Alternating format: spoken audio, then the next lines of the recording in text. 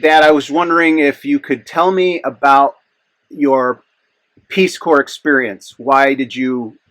How did that come about? Just start from the beginning and tell me about you signing up for the Peace Corps. Well, it was, yeah. Well, at that time, there was I was in college down there at the University of Arizona, just putting in my time. I was just taking courses. I didn't have any real goals, but, just, and they had draft going around days. Say again. So there was a draft going on for Vietnam. Oh, the Vietnam draft. Gotcha. Yeah, and I thought, well, I don't know what am I going to do after I get out of college here, and blah blah blah. And I thought, well, maybe a Peace Corps. Let's try that. So I tried that, and that's how I got into Peace Corps. Because another thing I was thinking of that after as soon as I graduated, I said, what the heck? I mean, maybe I'll have to go. We can go to Mexico or something. But anyway, so I got into Peace Corps, and that's how that happened. How did you hear about the Peace Corps? Pardon? How did you hear about it? How did you come to know about the Peace Corps? Because it was brand new, right? It was a couple years old. Yeah, it was pretty new back then. I think it started about '66 or so, and I guess I went in for something like '68 or something like that, '67. I don't know. And no, it would have been '65, right? Yeah, I graduated from college '64, so '65. Gotcha. Yeah, something like that. And that was the thing. It was John Candy set that up, and the idea was to introduce Americans to other cultures and introduce other cultures to America, on a different basis rather than militarily. Right. Yeah, just getting the cross-cultural experience because, and I think for me that worked quite well. Anybody who's never been to another country I don't know, there's something being in another culture that educates you. Some people wonder what the hell is going on with those people there. Well, the deal is they got their way of doing it. Right. Their thing works for them. Yeah, and then so that's what happened there. I did some training, went overseas. Where was the training? Well, let's see. One time was in a place called, let's see how that worked. Some place called Oberlin, Ohio. I was one, and trying to remember. I don't know. I remember one time I did a little training up in Quebec province. Yeah, because we were supposed to be learning French, and up there in Quebec, they speak a form of French. Yeah. So there was that, and then, yeah. Do you remember flying? Where did you fly out from? New York City. And then do you remember landing in Africa? Yeah, after a stop or two, we had to stop, England, and then, well, wait a minute. First, there was one train I went to Israel. I think that I probably hit Paris and then Israel or something. And, before you went to Africa? Pardon? You went to Israel before you went to Africa? Yeah, we were supposed to do some training there on something, doing something. So what did you do in the Peace Corps? What was your thing, your duty? Oh, I was supposed to go over to this place there. There was a school set up there in a country called Togo. Now it's called Dahomey, I think. No, Dahomey. Togo's still Togo. What? I don't know what it's called. I think it's still Togo. Yeah, it's still Togo. And they had, it's Dahomey, which is called Benin now. Anyway, there was a school there run by, I forget, the American something, and, oh, is that what I'm hearing that again back there? An echo? Yeah, that's what I'm hearing. Yeah. So anyway, yeah. Anyway, so there was a school there which was training people, advocates in heavy equipment, and I was supposed to go and take the course and then turn around and teach it. And that just turned out to be kind of bogus because turns out I was supposed to be teaching math.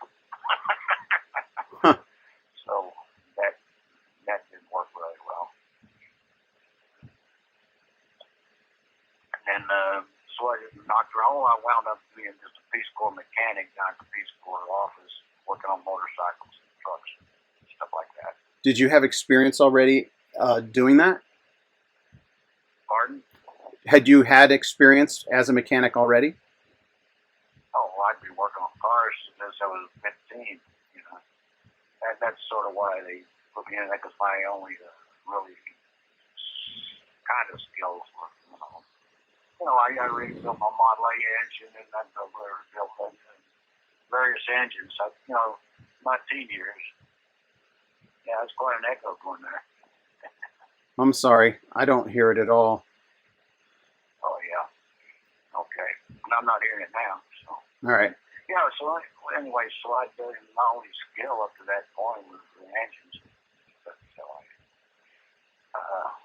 So that's basically what they got in for was the mechanical work. All right. I'm going to ask now. So you're in Africa. So you did some training in Ohio, Quebec, Israel, and then you get to Togo, and you become a mechanic. So I just wonder what the social life was like. So in the next segment, I'm going to ask you about what you enjoyed the most about Africa. Yeah. All right. All right, Dad. So you were in Africa, and tell me what it was like. Did you have culture shock, or just tell me what it was like being in Africa, what you enjoyed about it? Well, at first, what I enjoyed about it was so different. Because I enjoy it. The people were so mellow and mild, and they were easy going. They were real friendly, and it was nice and hot. And it was and traveling around the country there, you had a lot of little villages, out in the bush, and people always seemed to be very friendly with you, welcoming you, and it was just such a total difference. I mean, it was nice. I liked it. As a matter of fact, I even thought if there was any way that I could contribute to it, I would have liked to stay there because there were other people there. There were Lebanese there and Vietnamese there, and with families, just several generations. They were Togolese, and they were French. And there was intermarriage going on between whites and blacks both ways, and it was just really nice. It was totally different from what I'd run into in the States, shall we say? Right, and wasn't it illegal for interracial marriage in the United States at that time? Well, in some states, they call it misogyny, I think, something like that. Yeah, you could be, definitely not in the South. You couldn't get away with it. Huh. Up north, that's different. It was more like states. They did it. They thought that was polluting the races. Right. Huh. But the French are absolutely. That was the thing about it. The French are absolutely open about that. You know, the French figure anybody is worthy of being a Frenchman. Hmm. Now the British, on the other hand, figured only a Brit can be of such stature. They look at it totally differently. But the French, they've always been. I always imagine what if the French had taken the surrender of Yorktown, and the French would have become our basic rulers. We've been more French, like Quebec. Who knows? Right. But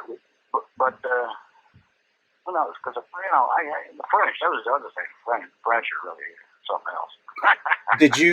Did you speak French before you went into the Peace Corps, or did you just learn it there? Well, I never really spoke French. Well, you know a little. Yeah, over there I got into it and used it, more over there.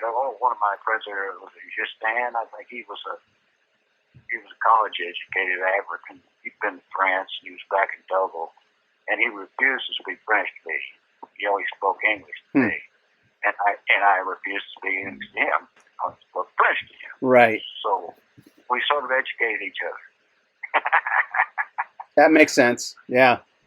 He probably didn't get a lot of opportunities to speak English, and you didn't get much opportunity to speak French. So French, but French is basically what everybody had to speak. Oh yeah, there was the other thing too. The Peace Corps volunteers got together and partied quite a bit. Yeah. Those there in Lomé, where I was the capital, we got together on parties on occasions. And people up country, when they'd come down to town fairly regular for socialization with other Americans. The people up in the villages, the Peace Corps people up there, they were pretty much on their own. One or two up per village. Down in the city, I had, about 20 or 30 of us. So we still had our American communication there. We get together and play poker a lot. Actually, I want to get more into that.